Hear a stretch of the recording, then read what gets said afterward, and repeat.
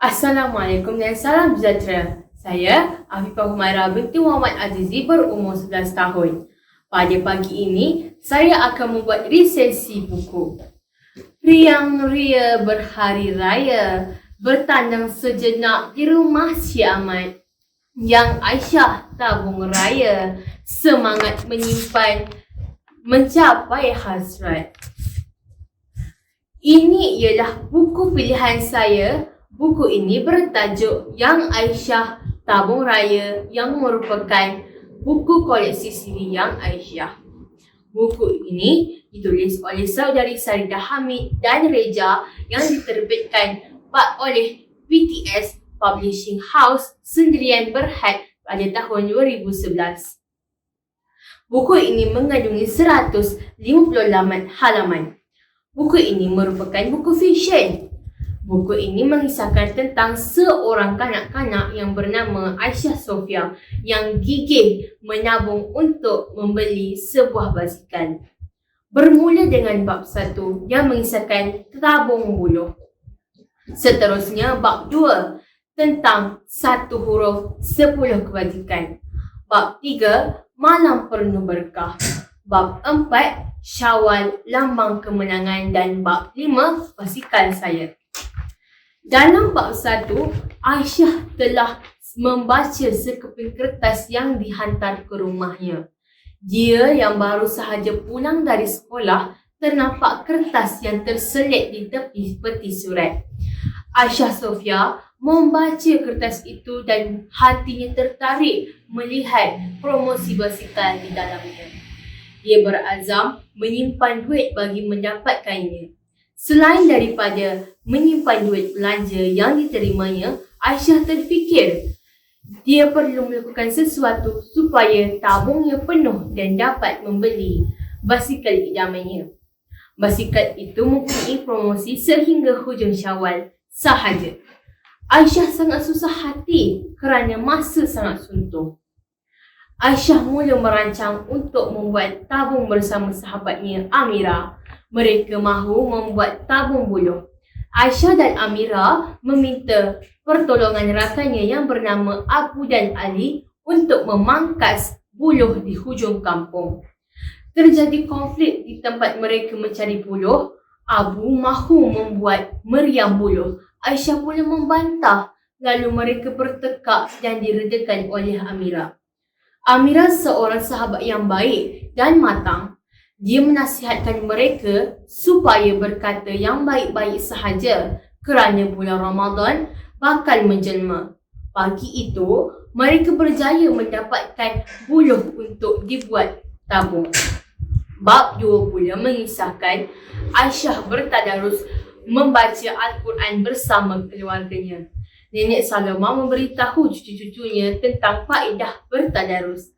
Menurut Nenek Saloma, 1 huruf dapat 10 kebajikan apabila dibaca dalam bulan Ramadan.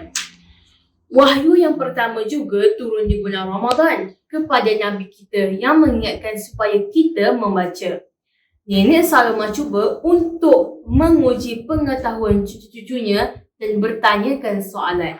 Di sini, Aisyah mencari peluang untuk mendapatkan ganjaran agar tabungnya penuh. Nampaknya Aisyah berjaya menjawab soalan dan Nenek Saloma memberinya hadiah wang RM5. Seterusnya bab 3 mengisahkan malam yang penuh berkah.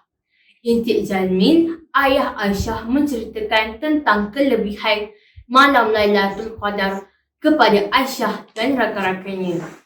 Aisyah dan rakan-rakannya sangat teruja dengan kelebihan 10 malam terakhir Ramadan ini. Masing-masing hendak melakukan banyak amalan untuk mendapat pahala berganda. Bab 4 pula mengisahkan kemenangan mereka berpuasa dan menyambut Syawal dengan gembira. Aisyah dengan seawal 5:30 pagi hari itu, dia sangat seronok dan tidak sabar untuk berhari raya bersama rakan-rakannya. Selesai solat hari raya, Aisyah masih belum dapat ke mana-mana. Dia hanya di rumah membantu ibunya.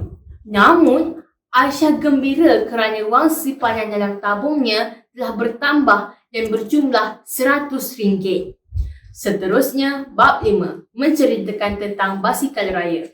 Aisyah berkunjung ke rumah rakan-rakannya. Mereka dapat tahu rumah Hatijah terbakar akibat mercun roket. Pada masa itu, Hatijah sekeluarga tiada di rumah. Jadi, mereka bercadang untuk menderma sedikit wang kepada Hatijah. Wang simpanan Aisyah sudah cukup untuk membeli basikal idamannya. Namun, dia berhasrat untuk membantu Hatijah dan memberitahu hasratnya itu kepada ibu dan ayahnya. Aisyah memang baik hati. Ayahnya sangat bangga kerana Aisyah mempunyai hati yang mulia. Ayahnya telah menghadiahkan sebuah basikal untuknya. Tercapailah impian Aisyah untuk mempunyai sebuah basikal. Buku ini merupakan novel kanak-kanak yang mengisahkan tentang pengalaman dan peristiwa yang sering berlaku dalam kehidupan seharian kita. Gaya bahasa yang digunakan dalam buku ini adalah mudah dan sesuai untuk golongan murid sekolah rendah tahap 2 seperti saya. Selain itu, terdapat juga ilustrasi berdialog yang menambahkan minat saya untuk terus membaca. Melalui pembacaan saya, terdapat banyak nilai pengajaran dan boleh dijadikan iktibar dan panduan kepada pembaca, terutama murid-murid sekolah rendah seperti saya, dan memperhatikan amalan dan ibadah dalam kegiatan seharian kita. Saya lebih memahami tentang ikhlas dalam persahabatan, tentang balasan baik setiap perbuatan baik yang kita lakukan dan sentiasa meningkatkan kualiti ibadah kita sebagai hamba Allah setiap hari. Saya juga mendapat inspirasi untuk menyambung dan berusaha untuk mencapai impian saya. Kesimpulannya, sentiasalah berbuat baik kepada ibu bapa, keluarga dan insan-insan di sekeliling kita. Kerana setiap perbuatan dan niat yang baik itu akan mendapat balasan yang baik dari Allah Subhanahu Wa Taala.